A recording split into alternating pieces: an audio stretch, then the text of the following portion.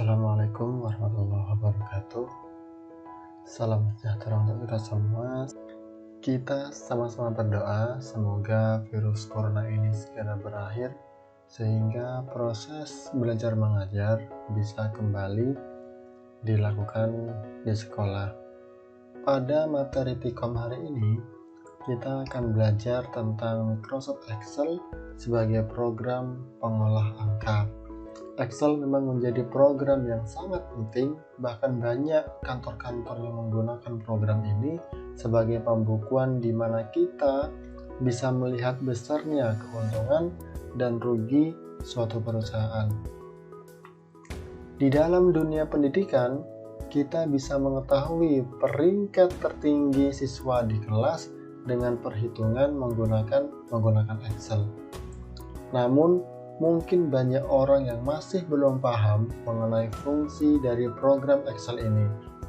Maka pada pertemuan kali ini, kita akan belajar mengenai rumus penjumlahan di Excel dengan contoh soal yang mudah dimengerti. Sebenarnya, cara dasarnya sama seperti yang di kalkulator karena kita bisa menambahkannya dengan simbol plus saja. Dan kita bisa mendapatkan hasil yang tepat berdasarkan angka yang kita hitung. Nah, di sini kita akan memberikan beberapa cara penjumlahan, mulai dari penjumlahan dalam jumlah yang banyak maupun penjumlahan dalam jumlah yang sedikit. Pastinya, kelebihan dari Excel sendiri bisa menjumlahkan banyak angka tanpa membutuhkan waktu yang lama. Jika dibandingkan dengan menggunakan kalkulator, akan sangat menghemat waktu kita.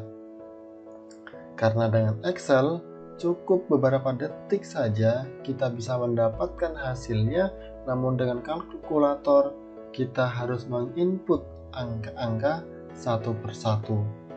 Bayangkan, jika angka yang harus kita jumlahkan itu 1000 data, pasti dengan menggunakan kalkulator akan memakan waktu yang lama dan tingkat kesalahan input di kalkulator juga cukup besar. Maka dari itu, di era modern ini kita bisa menggunakan program Excel dengan menggunakan rumus penjumlahan di Excel untuk mempermudah kita melakukan berbagai kegiatan perhitungan. Baik anak-anakku sekalian, sebelum kita masuk pada cara perhitungan di Excel, silahkan bagi anak-anak yang mempunyai laptop agar bisa ikut praktek. Kenapa? Karena sudah saya sampaikan bahwa ilmu komputer ini bukanlah ilmu teori, tetapi ilmu praktek. Semakin banyak kita praktek, maka kita akan semakin bisa menguasai ilmu komputer ini. Beda halnya kalau cuma teori dan tidak pernah kita praktekkan, maka kita tidak akan pernah bisa mengoperasikan komputer ini. Baik anak-anakku sekalian, yang tidak ada laptop cukup menyediakan perangkat tulis agar nanti ketika ada materi yang penting bisa ditulis agar kedepannya nanti tidak lupa. Sebelum kita mulai praktek, akan saya sampaikan tujuan pembelajaran kita pada hari ini. Yang pertama, setelah kita belajar hari ini, diharapkan peserta didik nanti dapat mengenal Microsoft Excel sebagai program pengolah angka. Dan tujuan pembelajaran yang kedua adalah peserta didik dapat menghitung atau menjumlahkan menggunakan Excel. Dan cakupan materi kita pada hari ini adalah yang pertama, kita akan belajar tentang pengolah angka, yaitu aplikasi Microsoft Excel itu sendiri. Dan yang kedua, kita akan belajar atau materi kita adalah menjumlahkan menggunakan Microsoft Excel. Baik, langsung saja kita praktek. Terlebih dahulu kita buka aplikasi Microsoft Excel-nya. Di sini saya menggunakan Windows 10.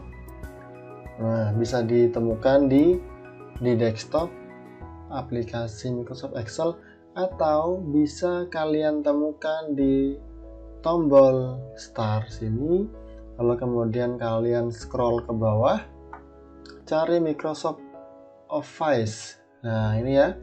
Lalu kemudian pilih Microsoft Excel. Di sini saya menggunakan Microsoft Excel 2007 dengan tampilan seperti ini. Baik, anak-anak sekalian, kita mulai prakteknya. Tetapi yang harus kita ketahui terlebih dahulu bahwa rumus untuk menghitung ini setidaknya ada beberapa. Yang pertama, tanda plus ini untuk penjumlahan, sama ya dengan yang di kalkulator. Tanda min ini untuk rumus pengurangan, dan garis miring untuk pembagian. Kalau di kalkulator itu pembagiannya menggunakan titik 2 ya, tetapi ketika di Microsoft Excel ini pembagiannya menggunakan garis miring. Dan untuk perkalian kita menggunakan bintang. Perlu diingat bahwa untuk membuat rumus, karakter pertama yang harus kita ketik ini adalah sama dengan. Jadi sebelum kita memasukkan rumus untuk menghitung, terlebih dahulu kita harus mengetik sama dengan tanpa menggunakan spasi. Contoh, kita akan menjumlahkan antara nilai 1 dengan nilai 2, antara 60 dengan 70. Maka yang pertama kali harus kita ketik itu adalah sama dengan. Nah, sama dengan. Nah, 60 ini kita klik. Kemudian kita lihat di sini rumusnya. Ketika kita ingin menjumlahkan, berarti kita menggunakan rumus plus ya. Caranya dengan menekan tombol shift, ditahan, dan tombol sama dengan. Nah, ini ya. Nah, maka kemudian otomatis akan tertulis plus di sini. Selanjutnya, kita klik nilai yang kedua. Nah, ini yang 70 berarti ya. Nah, yang 70. Nah, klik saja. Nah, ketika sudah ada nilai 1 ditambah dengan nilai 2, maka yang selanjutnya adalah tinggal tekan tombol enter. Nah, maka hasilnya kemudian akan keluar.